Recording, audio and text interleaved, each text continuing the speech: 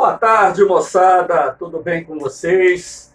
Espero encontrá-los todos bem, com saúde. E hoje o professor Eugênio Bastos, canal Geogênio, a serviço dos alunos que gostam de estudar, irá dar continuidade ao seu trabalho com uma aula que falará de duas importantes teorias geológicas, a teoria da deriva continental e a teoria da tectônica de placas, além de falar também sobre os abalos sísmicos e o vulcanismo. No nosso último encontro, eu falei sobre o tectonismo. E essas teorias geológicas têm muito a ver com o tectonismo. Até mesmo porque nós vimos que a crosta terrestre é fragmentada, é dividida em várias placas tectônicas. Mas, antes de falar sobre a teoria da tectônica de placas, eu falarei um pouquinho sobre a teoria da deriva continental. Essa teoria foi apresentada pelo cientista Alfred Wegener no início do século XX, por volta de 1912, quando então ele apresentou o seu postulado teórico, onde ele afirmara que, no passado, todos os continentes estavam unidos, portanto, formando uma única massa continental, chamada por ele de Pangeia. Pan, toda, Geia, terra. Ora, se havia um único continente, haveria um único oceano, chamado de Pantalassa. Mas, professor, a partir de que princípios ou estudos o Wegener procurou sustentar o seu postulado teórico?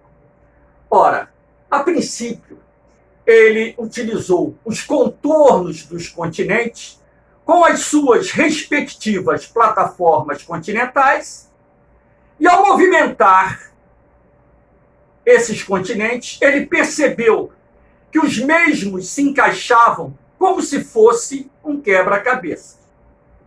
Porém, ele utilizou também os fósseis de plantas, determinados animais que surgiram simultaneamente na Austrália, na África, na América, continentes que se encontram distantes. E ele dizia como seria possível essas espécies terem se desenvolvido simultaneamente em continentes tão distantes.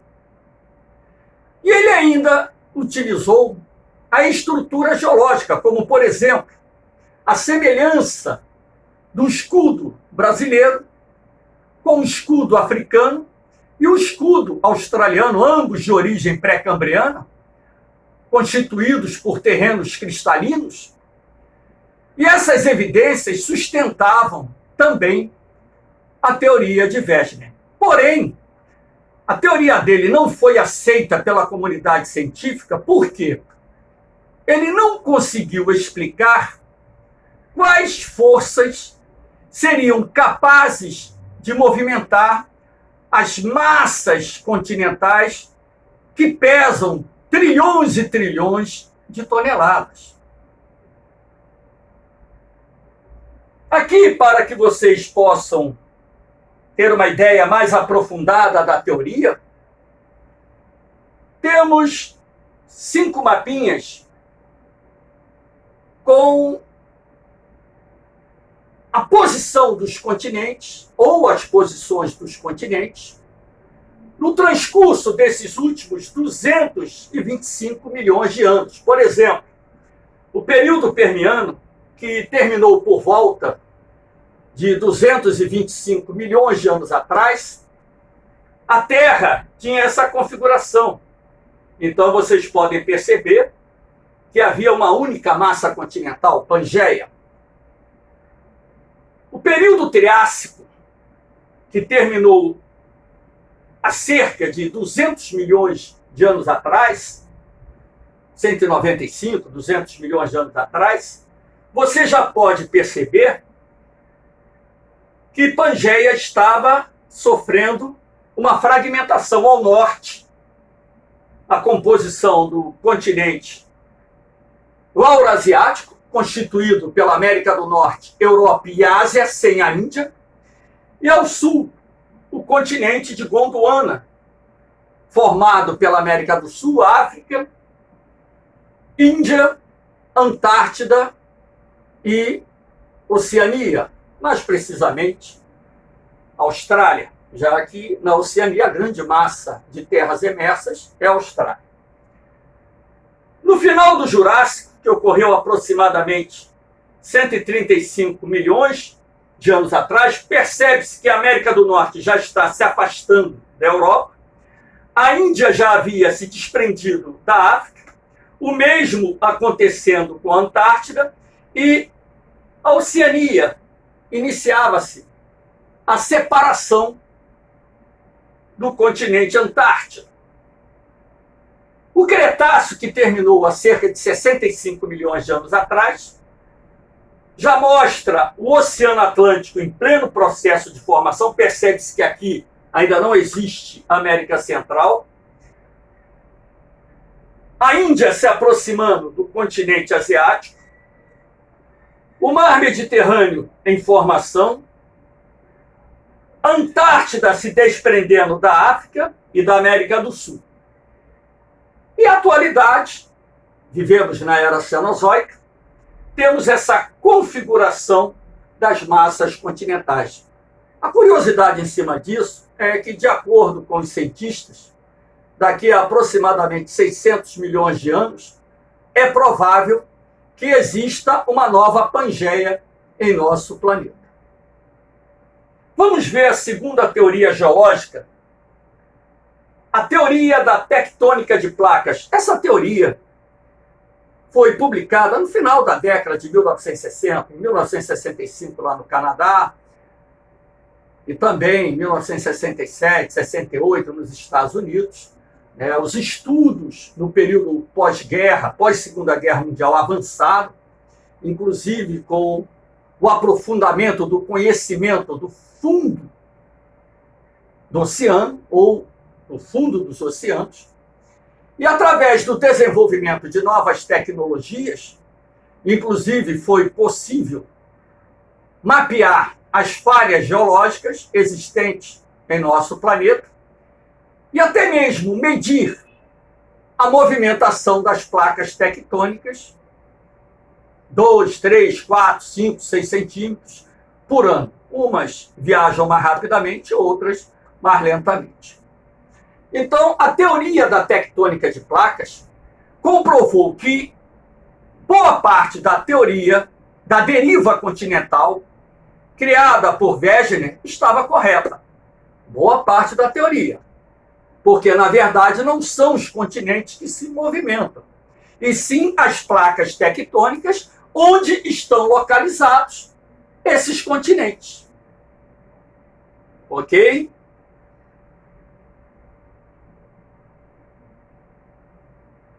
Aqui nós temos um esquema que permite mostrar a vocês com clareza o porquê do movimento das placas tectônicas.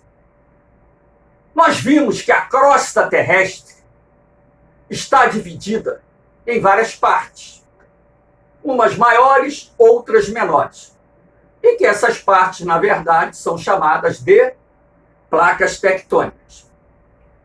Essas placas tectônicas são separadas por falhas geológicas, fraturas geológicas. O que faz com que essas placas se movimentem são as violentas pressões que o magma exerce na crosta terrestre ou litosfera.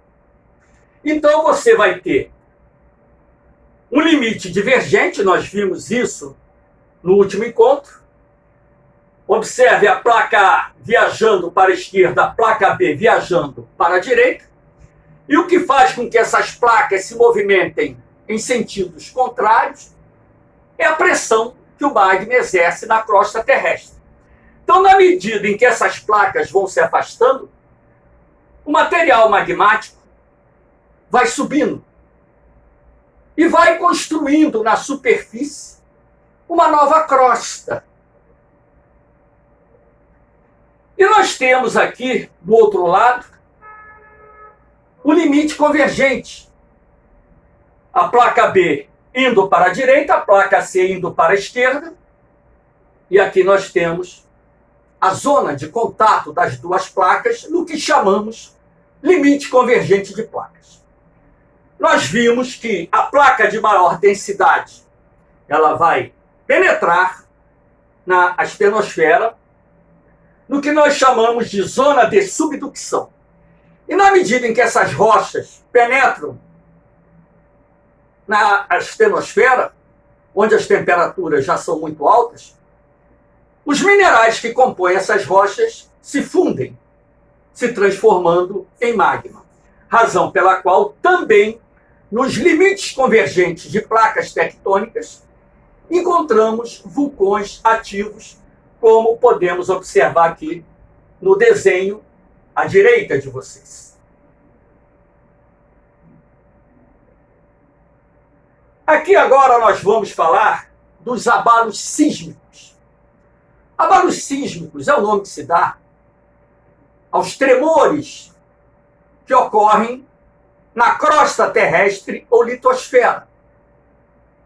Esses tremores de terra resultam da movimentação das placas tectônicas e também da acomodação do terreno e ainda das atividades vulcânicas. Um vulcão, quando está prestes a entrar em erupção, há registros de tremores de terra de fraca, média intensidade nas áreas que se encontram na região ativa do vulcão. Meus jovens, por que ocorrem esses abalos sísmicos? E onde esses abalos sísmicos são mais frequentes? Vimos que esses abalos sísmicos resultam principalmente da movimentação das placas tectônicas. Então aqui eu coloquei um esquema de convergência de placas, a placa A indo para a direita, a placa B indo para a esquerda, e na zona de convergência, na zona de contato, ocorre o atrito entre as duas placas tectônicas. Nessa zona de atrito, durante anos e anos, teremos o acúmulo de energia. Chegará o dia em que a energia acumulada será suficiente para promover esse movimento de uma ou de ambas as placas tectônicas. Quando essa energia promove a movimentação de uma ou de ambas as placas, essa energia é liberada a partir do hipocentro, que é essa bolinha preta aqui, que é a origem do tremor. É a origem das ondas sísmicas. Essas linhas representam as ondas sísmicas primárias e secundárias. E o ponto da superfície onde o abalo sísmico atingir maior magnitude, nós chamamos de epicentro. Os abalos sísmicos são medidos normalmente através da escala Richter, que vai até 9. Quanto maior o número, mais forte o abalo sísmico. Abalos acima de 7 graus provocam grandes prejuízos e, se ocorrerem em países em desenvolvimento, em áreas densamente povoadas, provocarão milhares de mortes. Quanto mais distante você se encontrar do epicentro, menor será o tremor de terra. mais próximo o epicentro se encontrar do hipocentro, mais perigoso também é o abalo sísmico. O hipocentro, quando se encontra numa baixa profundidade na crosta terrestre, ele pode ser responsável pela ocorrência de tremores de terra de forte magnitude, que além dos prejuízos materiais, provocarão muitas mortes. Portanto, os abalos sísmicos são mais comuns nas zonas de convergência de placas e também nas zonas de transcorrência de placas, o limite transcorrente, quando uma placa está roçando na outra, como ocorre, por exemplo, no oeste dos Estados Unidos, onde a placa norte-americana vai numa direção e a placa do Pacífico na direção oposta, porém uma roçando na outra.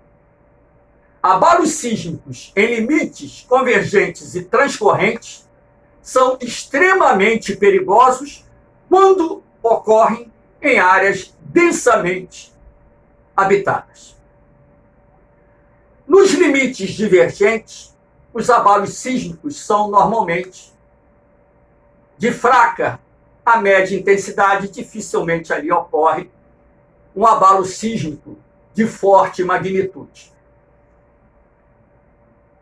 Professor, por que em alguns países os abalos sísmicos fortes não causam tantas mortes? Países como, por exemplo, Estados Unidos e Japão. Porque nesses países as construções seguem as normas técnicas exigidas para regiões sísmicas ativas. Em outros países, como o Haiti, por exemplo, que é um dos países mais pobres do mundo, um abalo sísmico de média intensidade pode causar muitas mortes. Por exemplo, em 2010 nós tivemos um abalo sísmico de 6,7 graus na escala Richter no Haiti. Matou 200 mil pessoas e destruiu parcialmente a capital do país, Porto Príncipe. Um tremor de terra dessa magnitude, se ocorrer o epicentro em Tóquio, não mata 10, 20 pessoas, porque o país está preparado para a ocorrência de terremotos. Os abalos sísmicos, portanto, quando acontecem em terra, são chamados de terremotos. Quando ocorrem no mar, dependendo da sua intensidade, pode provocar o que nós chamamos aqui no Ocidente de maremoto e que os orientais, sobretudo asiáticos, chamam de tsunami. Em 2004, por exemplo, tivemos um tsunami lá no sul-sudeste da Ásia, que matou quase 300 mil pessoas, dia 26 de dezembro de 2004. Países que não possuíam sistema de alerta e, após a ocorrência de um abalo sísmico de 9 graus na escala Richter, formou-se um tsunami que pegou desprevenido a população. Aqui nós temos esse mapa para mostrar a vocês as zonas sísmicas do planeta. Repare que, por coincidência, essas bolinhas coloridas estão concentradas nos limites das placas tectônicas. No interior das placas tectônicas é pouco provável a ocorrência de um forte abalo sísmico. Aqui nós temos também, inclusive para que vocês possam entender melhor o assunto, porque quando a gente fala desse assunto na geografia geral, o aluno pergunta assim: professor, por que não é comum a ocorrência de um forte abalo sísmico no Brasil? Olha aqui a América do Sul. O Brasil ele está localizado na porção central da placa sul-americana, portanto, numa área de relativa estabilidade geológica. Isso não quer dizer que o Brasil está livre de um forte abalo sísmico. Porém, a probabilidade de ocorrer um forte abalo sísmico em nosso país é mínima, em razão da sua posição geográfica na porção central da América do Sul. Como nós falamos do Japão, a terra treme todo dia no Japão. Acredite se quiser. Vez por outra, ocorre no país um abalo sísmico de forte magnitude. Mas por que o Japão sofre tantos abalos sísmicos? Porque o país está localizado numa área de convergência de 4 placas tectônicas, 3 das quais são bem visíveis aqui, ó. A placa das Filipinas, as setas indicam o sentido do movimento de cada uma, que é uma pequena placa. A placa do Pacífico, que é muito grande. A placa euroasiática, que também é muito grande. E aqui em cima tem a placa norte-americana. Então, o país, na verdade, está numa área de convergência de 4 placas tectônicas. Razão pela qual é muito comum a ocorrência de fortes abalos sísmicos no Japão. Mas, como eu disse a vocês, é um país que se preparou para esse fenômeno. Aqui nós temos o vulcanismo. A Terra possui cerca de 1.600 vulcões ativos. Aproximadamente esse número. Como se formam os vulcões? Os vulcões são formados a partir das violentas pressões que o magma exerce na crosta terrestre. Então, aqueles pontos de menor resistência da crosta se rompem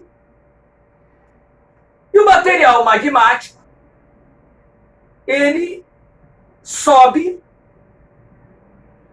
aflorando na superfície da crosta terrestre, dando origem, assim, aos vulcões. Se não existissem os vulcões e o interior da Terra possuísse a característica que possui, o nosso planeta já teria explodido há muito tempo. A Terra é uma panela de pressão, uma espécie de panela de pressão. E cada vulcão é uma válvula que ajuda a diminuir as violentas pressões procedentes do interior do nosso planeta. Os vulcões, quando em atividade, eles lançam na atmosfera gases, principalmente enxofre, cinzas que são pequenos ou minúsculos fragmentos de rochas, lápile, que é o nome que se dá às pedras de fogo, e a lava, que é o nome que se dá ao magma quando ele aflora na superfície do planeta. A solidificação do magma dará origem às rochas magmáticas extrusivas ou vulcânicas. Quando o magma se solidifica no interior da crosta, temos a formação das rochas magmáticas ígneas ou plutônicas. Então, meus jovens, os vulcões, eles estão concentrados também nas bordas das placas tectônicas.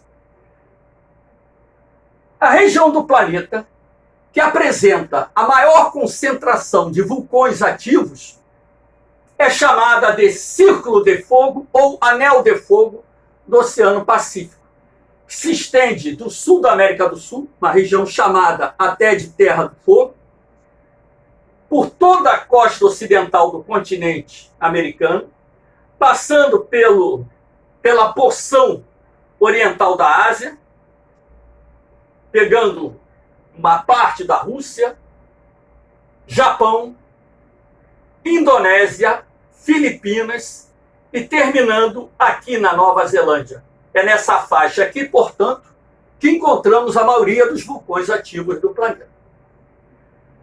Os vulcões, eles podem gerar importantes recursos para o homem, como, por exemplo, Os solos de origem vulcânica são normalmente de extrema fertilidade. O Brasil mesmo tem o solo de terra roxa, que aparece como um dos solos de maior fertilidade do planeta. Mas, professor, o Brasil tem vulcão ativo? Não. A atividade vulcânica em nosso país cessou alguns milhões de anos atrás. De acordo com nossos cientistas, o vulcanismo cessou no Brasil, no oceano, sendo responsável pela formação do arquipélago de Fernando de Noronha, as ilhas de São Pedro Penedos de São Pedro e São Paulo, as ilhas de Trindade e Martim Vaz. Essas formações oceânicas são de origem vulcânica e retratam as últimas manifestações do vulcanismo em nosso país. Mas, no período Triássico da Era Mesozoica, o Brasil registrou um dos mais importantes eventos vinculados ao vulcanismo até hoje registrados na Terra, quando então cerca de 1 milhão de quilômetros quadrados foi recoberto por uma espessa camada de magma, sendo considerado um dos maiores derrames de rochas efusivas ou eruptivas básicas de que se tem conhecimento no mundo. Quando eu era garoto, ensinava-se que teria sido o maior derrame. Depois descobriram que na Sibéria ocorreu um extravasamento de material magmático muito maior do que aquele que aconteceu aqui no centro-sul do Brasil. As áreas vulcânicas também podem ser exploradas pelo turismo, são muito visitados por turistas. Os vulcões dão origem a recursos minerais como enxofre, muito utilizado na indústria química, e as fontes termais existentes nas áreas vulcânicas ativas podem ser exploradas para a geração de energia geotérmica. Países como Japão, Islândia, Estados Unidos possuem usinas geotérmicas que geram eletricidade, canalizando o vapor d'água existente nas áreas vulcânicas ativas. Portanto, os vulcões, eles podem causar prejuízos, mas também os vulcões geram recursos a serem explorados pelo homem.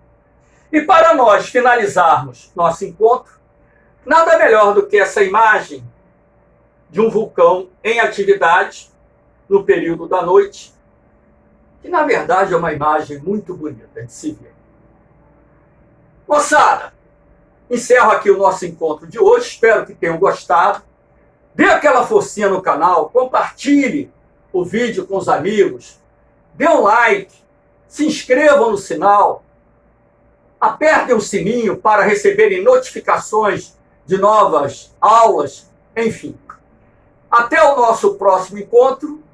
Fica um abraço e um beijão do coração do professor Eugênio Bastos. Canal Geogênio, a favor daqueles que querem e gostam de estudar e passar em concursos. Fui, moçada! Daqui a pouco eu volto.